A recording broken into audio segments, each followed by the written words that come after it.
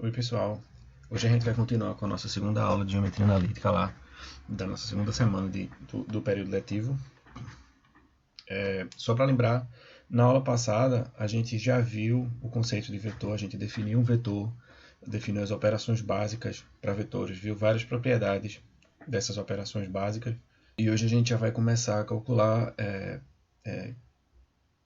elementos geométricos associados aos vetores, tá certo? Em particular, a gente vai falar hoje sobre ângulo entre vetores.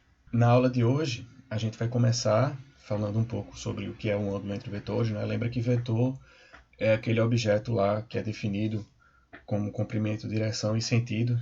Então não é óbvia a definição de vetores, embora seja natural. A gente vai ver o produto interno, que é uma ferramenta extremamente útil, em particular para o cálculo de ângulo entre vetores. Vai ver várias propriedades do produto interno que vão ser úteis para resolver problemas e vai terminar vendo um pouquinho sobre projeção ortogonal. Então vamos começar falando um pouco sobre o que é o ângulo entre vetores. Então, dados dois vetores, aqui eu tenho o vetor U, aqui eu tenho o vetor V, o que seria o ângulo entre esses vetores? Ora, se eu falo em vetor, eu posso falar em representante. Então, escolhendo representantes apropriados, a gente vai definir o que seria um ângulo entre vetores. Então, aqui eu escolhi um representante de U e de V, os dois com a mesma origem, em O, certo? Então, U é o vetor representado pelo segmento OP e V representado pelo segmento OK.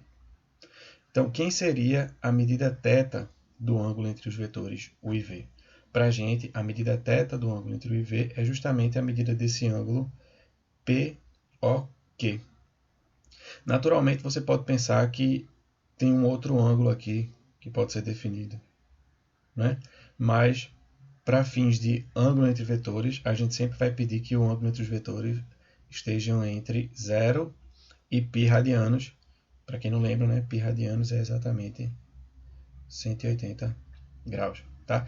A notação para a gente se referir ao ângulo entre vetores vai ser a seguinte. A gente vai escrever que θ é o ângulo entre os vetores U e V. Tá certo? Essa é a notação para a gente falar de ângulo. Fazendo uso da lei dos cossenos, a gente tem condições de calcular o cosseno desse ângulo θ. Então, o que é que a lei dos cossenos diz? Se eu tenho um triângulo, no caso aqui OPQ, com um ângulo medindo θ, vale a seguinte fórmula. O comprimento do lado oposto a θ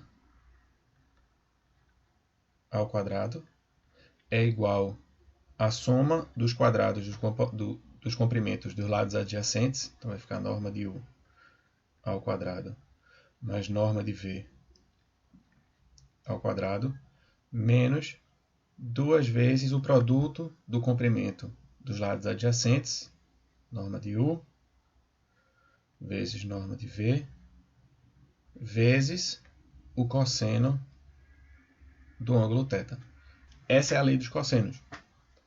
Só que a gente viu na aula passada também que quando a gente usa uma base apropriada, a gente consegue calcular a norma. Então, vamos colocar essa base apropriada aqui e ver como é que vai ficar essa expressão quando a gente colocar as coordenadas. Então, suponha que U tenha coordenadas A1, B1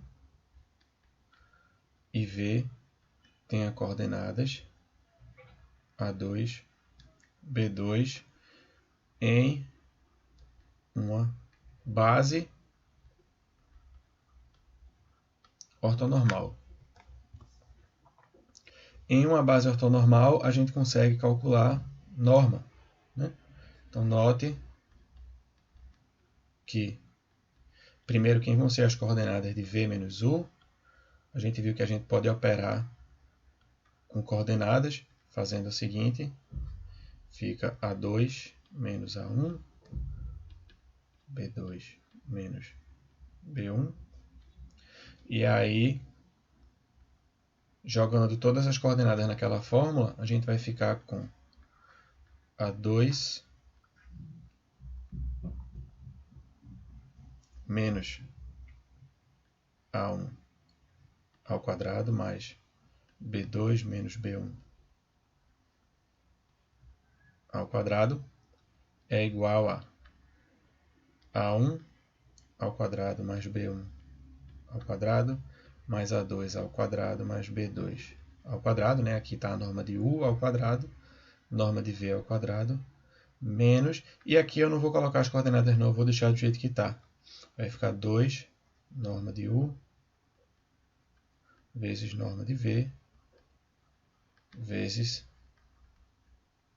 o cosseno do ângulo θ. Tá?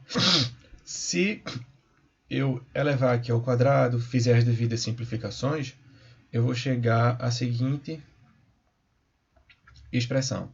Eu vou ficar com 2 menos 2, A1, A2, mais B1, B2, é igual a menos 2, norma de U, vezes norma de V, vezes cosseno θ.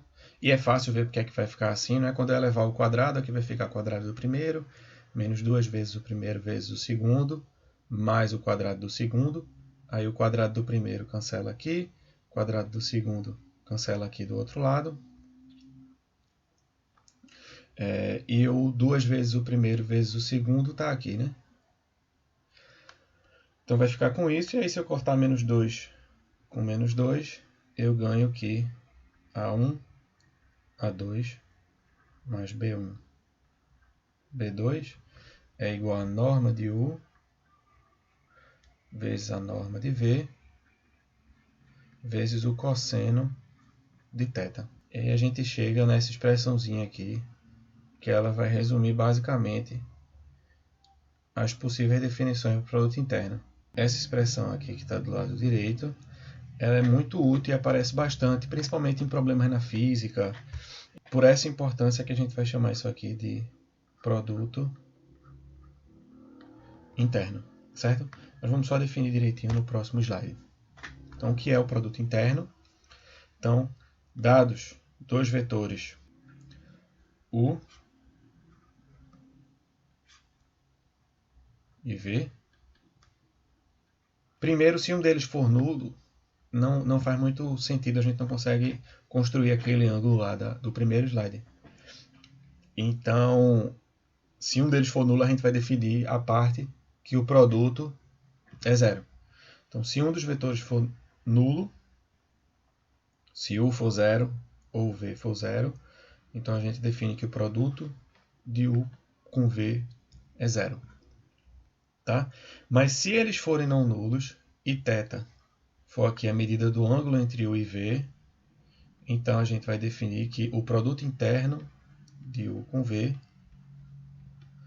é norma de U vezes a norma de V vezes o cosseno do ângulo θ. E isso é o produto interno. Uma notação alternativa que muitos livros usam também, tá? A gente vai usar essa notação que eu coloquei no slide mesmo, por uma questão de simplicidade, mas é muito comum você encontrar essa notação também, do produto interno de U com V. Mas a gente vai usar mais essa, porque é a que está nas referências que a gente está usando. Então, vamos usar essa. Uma observação importante é que, ao contrário, por exemplo, do produto de números reais, que você pega, né, dois números reais e o resultado final é um novo número real, quando você pega dois vetores, o resultado do produto interno entre os vetores não é um novo vetor, certo? O resultado do produto interno é um número real, tá? Que é dado pela norma de U vezes norma de V vezes o cosseno. É por isso que às vezes a gente chama também de produto escalar, porque o resultado desse produto é um escalar, ou seja, é um número real. Então é muito importante lembrar disso.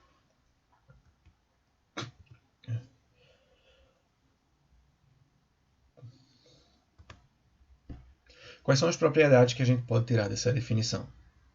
De cara, a gente pode tirar muitas coisas boas. A primeira é que se a gente souber o produto interno, então a gente consegue calcular o ângulo, né?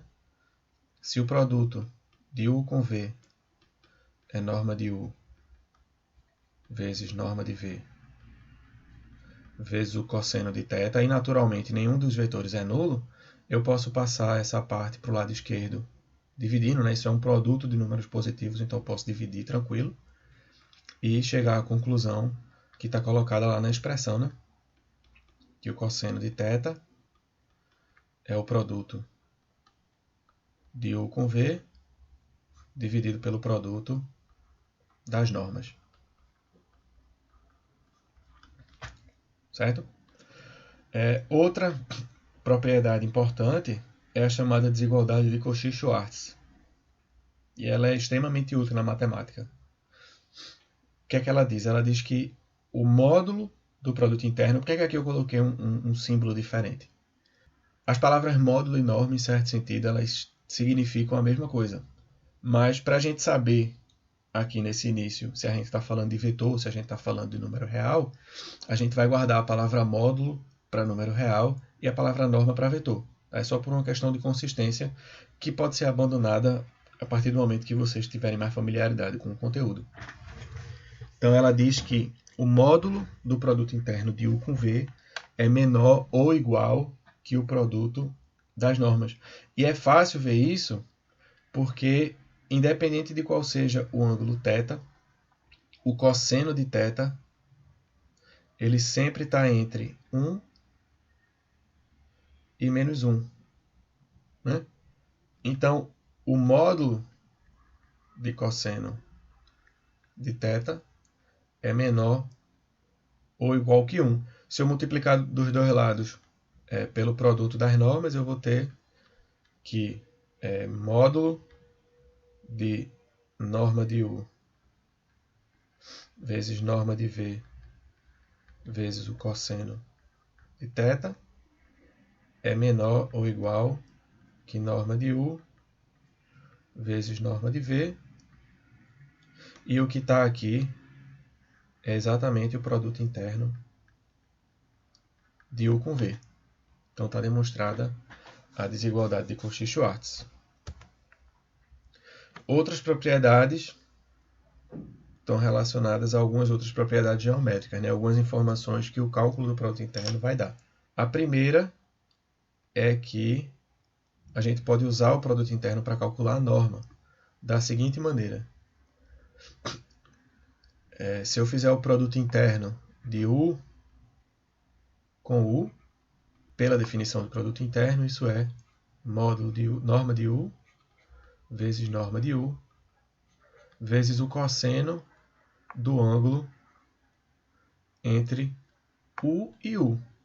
Só que o ângulo entre U e U é zero. Então o cosseno de zero é 1, portanto, produto interno de U com U é a norma de U ao quadrado. Então se a gente tira a raiz, dá exatamente a fórmula que está aqui nesse pedacinho. Tá? É preciso tomar bastante cuidado de não escrever que U vezes U é igual a U ao quadrado. Tenham muito cuidado com isso, porque a gente não usa essa notação para produto interno. Certo? É o produto de U com U, é o produto de U com U. Assim mesmo. Certo? Se você quer concluir com o resultado disso, você pode escrever que isso é a norma de U ao quadrado, mas nunca escreva que isso é U ao quadrado. Ok? A segunda propriedade, ela diz que se o produto interno é zero, é porque os vetores são ortogonais e vice-versa. E é fácil verificar isso pelo seguinte. Pensando U e V como vetores não nulos, né? Se o produto interno de U com V dá zero, é porque a norma de U vezes a norma de V vezes o cosseno do ângulo entre U e V é zero. Mas se os vetores são não nulos, a norma de U é positiva, a norma de V é positiva.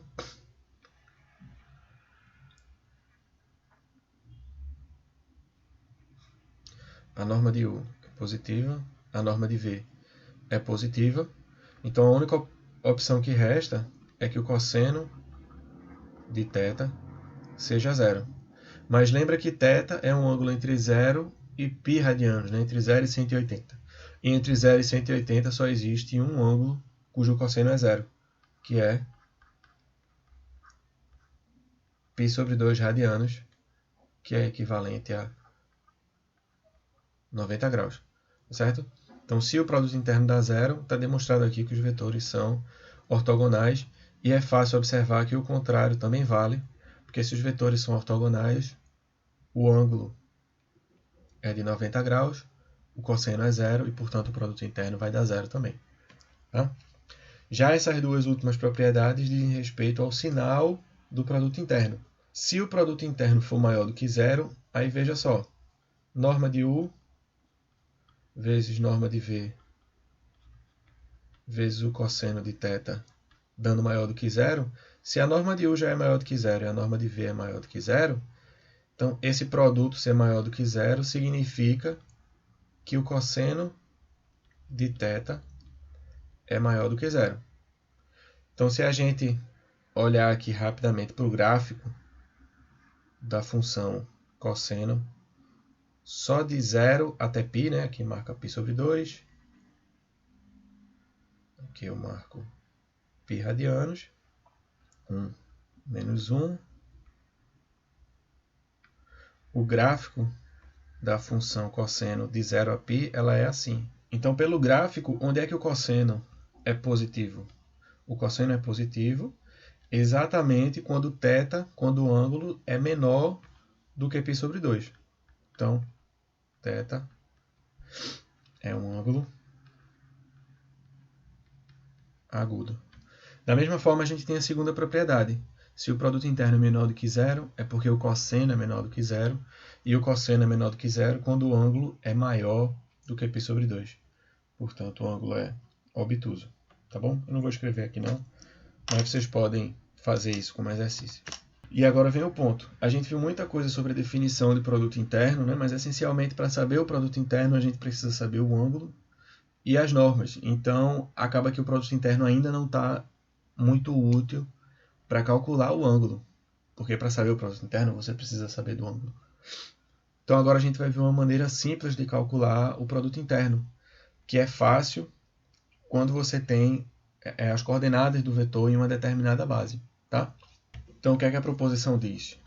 Ela diz que se U tem coordenadas A1, B1 e V tem coordenadas A2, B2 em uma base ortonormal, então a gente pode calcular o produto interno de U com V usando essa expressão aqui em função das coordenadas. Mas é muito importante que vocês observem que a base ela precisa ser ortonormal para usar essa expressão. Se a base não for ortonormal, essa expressão não é mais, o produto interno não vai ser mais útil. E como é que a gente demonstra essa proposição? A demonstração dessa proposição, na verdade, a gente já fez.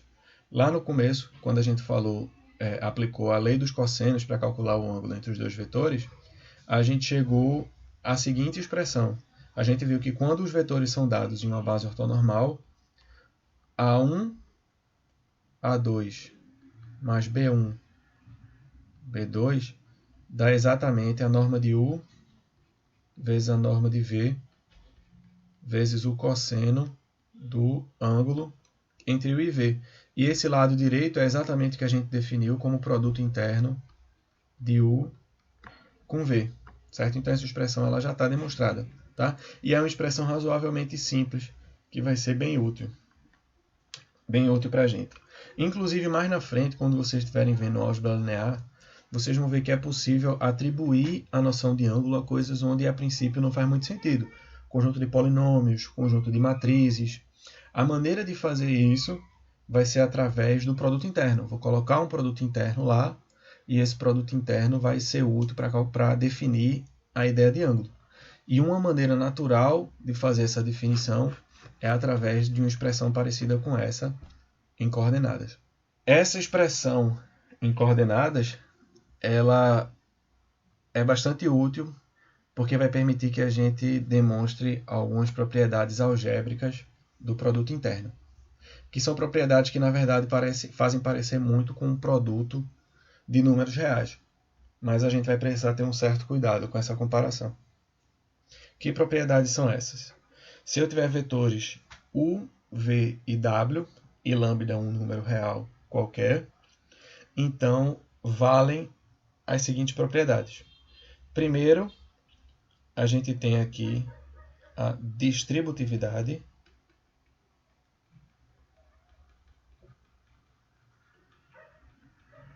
Se eu tenho um produto interno envolvendo uma soma de vetores, então esse produto ele distribui dentro do produto interno, dentro da soma. Mesma coisa vai acontecer se a soma estiver do lado direito, que é o que está colocado aqui nessa segunda expressão. Tá? A segunda propriedade diz respeito à multiplicação por escalar. Né? Então, quando eu multiplico um vetor por escalar, eu posso colocar esse escalar aonde eu achar mais conveniente e mais fácil de trabalhar. Né? Então, tanto faz escrever U vezes lambda V, ou lambda U vezes V, ou simplesmente lambda vezes UV. Tá? Essas três coisas vão dar o mesmo resultado. Se a gente juntar essas duas propriedades, a gente pode dizer que o produto interno é uma função bilinear. Como assim bilinear? Ela é linear porque ela respeita a soma, o produto com a soma é a soma dos produtos, e ela respeita a multiplicação por escalar. Multiplicando por um escalar, eu posso colocar esse escalar para fora. Né? Quando uma função tem essas propriedades, a gente chama ela de bilinear. Além disso, a gente tem também que o produto interno ele é uma função simétrica. É uma operação simétrica. No sentido que o produto de U com V é exatamente o mesmo de V com U. E por último, a gente tem o que a gente chama de positividade, que diz o seguinte, que se U é um vetor não nulo, então o produto de U com U certamente vai dar maior do que zero. Então, usando a expressão em coordenadas para o produto interno, a gente vai ser capaz de demonstrar essas quatro propriedades. E são bastante fáceis. Eu vou fazer a primeira expressão da propriedade 1 e as outras vocês podem fazer como exercício, tá certo? E demonstrar isso vai ser muito fácil se eu tiver coordenadas. Então, digamos que U tenha coordenadas A1, B1, V tenha coordenadas A2, B2 e W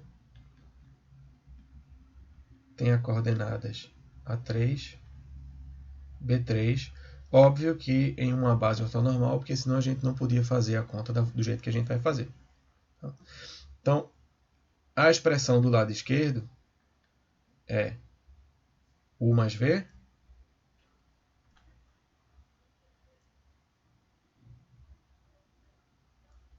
interno com W. E isso vai ser, se a gente colocar as coordenadas aqui, fica produto interno de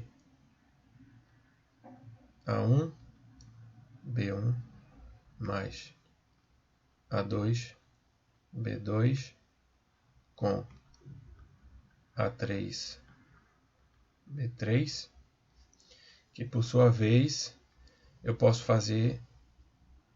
operar da forma como eu sempre faço, né? com coordenadas. Se eu tenho uma soma, eu somo coordenada a coordenada. Então isso é o produto de A1 mais A2, B1 mais B2, vezes A3, B3. E a gente viu que o produto interno ele pode ser feito usando coordenadas através daquela expressão lá. Eu multiplico coordenada a coordenada e somo. Então isso vai ficar A1 mais A2 vezes A3 mais B1 vezes mais B2 vezes B3. E aí vamos multiplicar. Quando eu multiplicar, eu vou ficar com A1, A3, mais A2, A3, mais B1, B3, mais B2, B3. E se eu reorganizar, né, botar esse aqui para junto, botar esse aqui junto desse e esse aqui junto desse, eu fico com A1, A3, mais B1, B3, mais A2, A3, mais B2, B3. A1, A3 mais B1, B3 é exatamente o produto interno entre A1, B1, com A3, B3. Já esse aqui do lado direito é exatamente o produto de A2, B2, com A3, B3. E tá aí a expressão que a gente queria, né? Aqui é o produto de U com W, mais o produto de V, que é V, com W. Isso fecha a demonstração do primeiro. Tá? Então a demonstração de todas essas propriedades é feita assim. Você assume coordenadas em uma base ortonormal e verifica que fazendo a conta dos dois lados vai dar igual. Ou faz que nem eu fiz aqui, né? Você começa de um lado e vai ajustando para fazer aparecer o lado direito. Tá ok? Só mais algumas observações importantes, né? Eu falei que o produto interno ele tem propriedades muito parecidas com o produto de números reais, mas é importante a gente ressaltar que as diferenças são muitas, tá certo? Uma delas é a chamada lei do cancelamento, tá? Quando a gente tem números reais, a gente escreve o seguinte, a gente escreve que se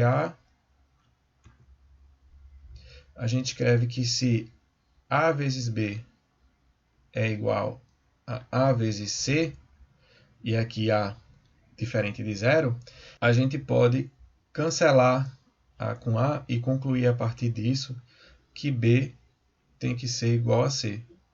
Né? Isso é algo que a gente usa muito quando a gente está operando com números reais. Porém, não vai funcionar da mesma forma com vetores. Certo? Se eu tenho U vezes V dando igual a U vezes W, isso não significa que V é igual a W, ou seja, eu não posso cortar U com U e concluir que V é igual a W. E é muito fácil achar um exemplo onde isso não funciona. É só você fazer o seguinte. Digamos numa base ortonormal que U seja o vetor com coordenadas 1, 0. E V tenha coordenadas 0, 1 e W tenha coordenadas 0, menos 2. Se eu fizer o produto de U com V, usando a expressão que a gente viu, o resultado vai dar 0. Da mesma forma vai acontecer se eu fizer o produto de U com W. Vai dar 0 também. Mas é óbvio que é óbvio que V é diferente de W, porque as coordenadas são diferentes. Se as coordenadas são diferentes, os vetores são diferentes. Certo? Então a gente nunca vai poder concluir que se U vezes V é igual a U vezes W, então V é igual a W. Isso a gente não vai poder fazer. O máximo que a gente pode concluir aqui é o seguinte. Se eu passar esse produto interno aqui para a esquerda, subtraindo, eu fico com 1 vezes V menos U vezes W. E uma propriedade que a gente viu, igual a 0, e uma propriedade que a gente viu foi a propriedade da distributividade. Ou seja, a gente pode colocar U em evidência aqui. Então, U vezes V menos W é igual a 0. Ou seja, no máximo, a conclusão que a gente pode tirar é que esse produto é 0 e, portanto, U é perpendicular a V menos W. A gente não pode tirar nenhuma conclusão a mais acerca disso. Ok? Outra diferença muito importante entre o produto de números reais e o produto interno é esse aqui. Tá? Quando a gente fala de números reais, né, o produto de A vezes B dá zero, implica automaticamente que A é zero ou B é zero. A gente usa muito isso quando a gente está falando de números reais. Se o produto der zero, um dos números é zero. Mas, infelizmente, com relação ao vetor, não vale a mesma coisa. E é muito fácil encontrar vetores cujo produto dá zero e até nenhum dos dois é zero. Pode pegar, por exemplo,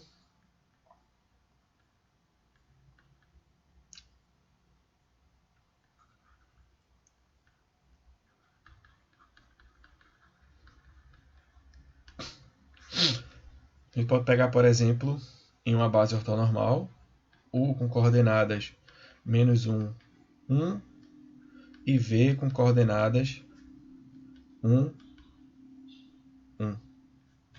Tá?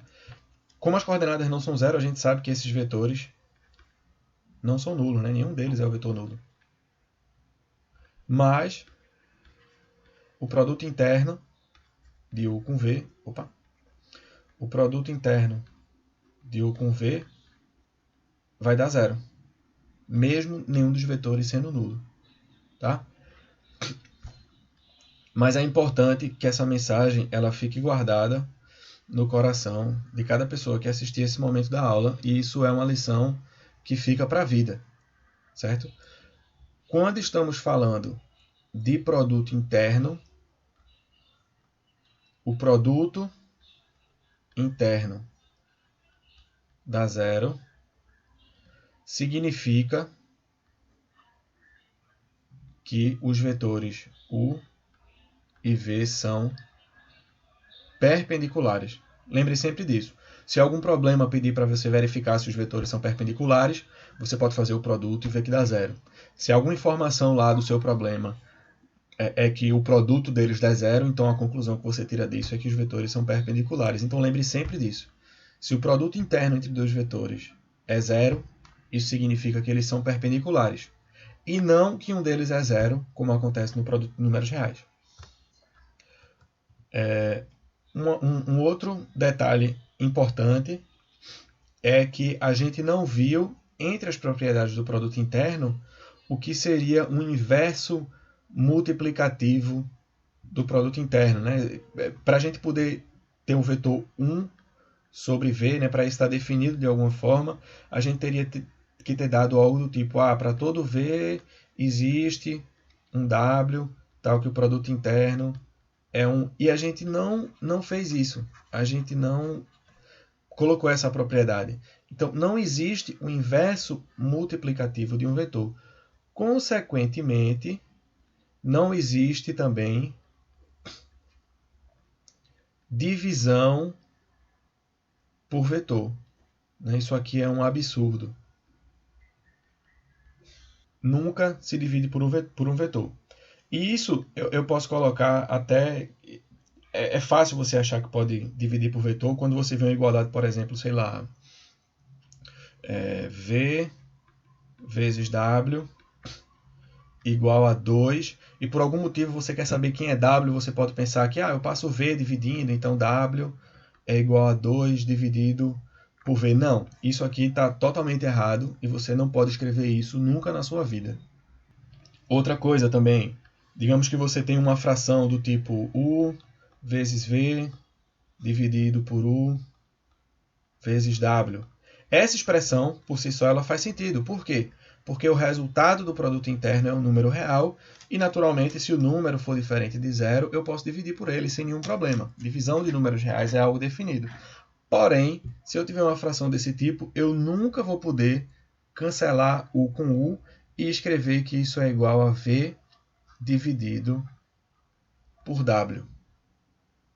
Tá certo? Por que eu não posso fazer isso? Porque não faz sentido dividir por vetor. e eu nunca vou fazer isso, em hipótese alguma, porque isso é errado. Não façam isso. E por último, é que o produto interno não é uma operação associativa, que é o que acontece com números reais, por exemplo. Né? Se eu tenho A vezes B e eu multiplico por C, eu posso fazer essa mesma conta, vai dar o mesmo resultado se eu multiplicar B, se eu multiplicar A pelo resultado de B vezes C. Não, isso acontece quando a gente está multiplicando números reais. Mas quando a gente está falando de produto interno, isso não é uma verdade. E a gente precisa ter um certo cuidado quando for avaliar isso. Tá? Perceba o seguinte, se eu tiver U vezes V, e aí eu pego isso aqui e faço o produto interno com W, esse símbolo que eu coloquei ali antes do W, de maneira alguma vai poder ser um produto interno. Por quê? Porque o que está aqui é o resultado de um produto interno, é um número real. E esse objeto aqui é um vetor. Então, se eu multiplico um número real por um vetor, é porque essa operação aqui é uma multiplicação por escalar. E, em geral, claro que pode acontecer de dar igual, porque sempre pode acontecer de dar igual. Mas, em geral, eu diria até que é extremamente improvável, isso não vai ser igual ao produto de U com V interno W. Tá certo? Pense, por exemplo, que se W e U não forem vetores paralelos, por exemplo, isso não vai poder ser igual nunca. Por quê? Porque esse produto aqui vai me dar um vetor, né, que é o produto desse escalar pelo vetor W. Então, esse vetor aqui vai ser paralelo ao vetor W. Já do lado direito, eu tenho uma multiplicação por escalar de U por esse escalar aqui, V interno W. Então, esse resultado aqui vai me dar um vetor que é paralelo a U. Se o e W não forem paralelos, então nunca que isso vai dar igual. Tá? Então, em geral, não existe associatividade para produto interno, o que faz com que não faça sentido também, não faz sentido escrever U vezes V vezes W sem explicitar qual é a operação que vem primeiro. Tá? Isso aqui não faz sentido. Por quê? Porque o produto interno não é uma operação associativa. Por último, vamos falar um pouquinho só sobre projeção ortogonal e como é que a gente usa o produto interno para calcular a projeção ortogonal. Então, se U é um vetor não nulo, aqui eu coloquei o representado pelo segmento OA,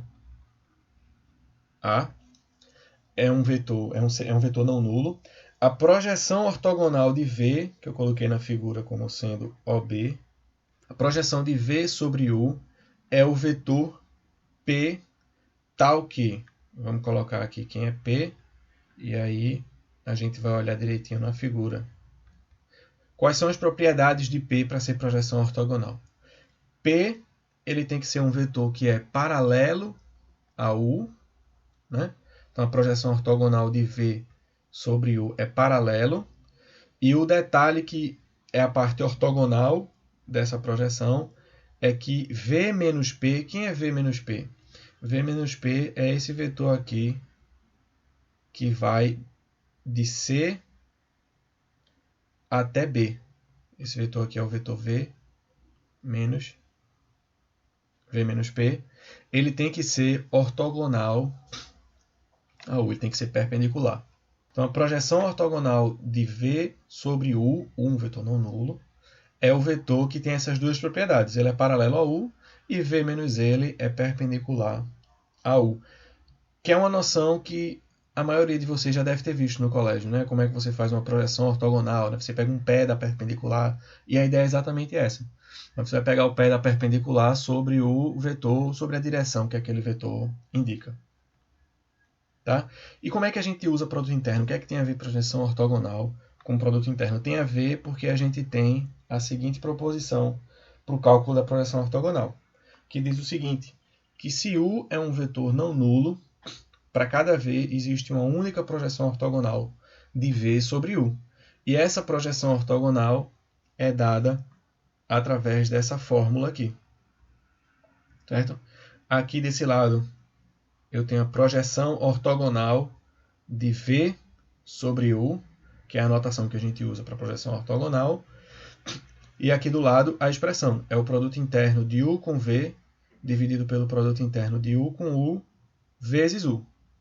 E vamos mostrar que essa proposição vale. E é bastante simples. Como é que a gente vai fazer para demonstrar essa proposição? Primeiramente, a gente vai assumir que existe essa projeção ortogonal, tá certo? Então, suponha que existe a projeção ortogonal de V sobre U, que eu vou chamar de P, por simplicidade. Tá? E aí o que é que a gente vai ver? A gente vai ver que com as propriedades de projeção ortogonal, esse vetor P ele vai ser unicamente determinado. Certo? Então vamos ver aqui. Se existe essa projeção ortogonal, pela propriedade 1, lá que define a projeção ortogonal, P é paralelo a U. Mas a gente viu na aula passada que se vetores são paralelos, então é porque eles são múltiplos. Então existe um lambda real, tal que P é lambda vezes U. Só que por 2, V menos P é perpendicular a U. E a gente acabou de ver que quando vetores são perpendiculares, o produto interno entre eles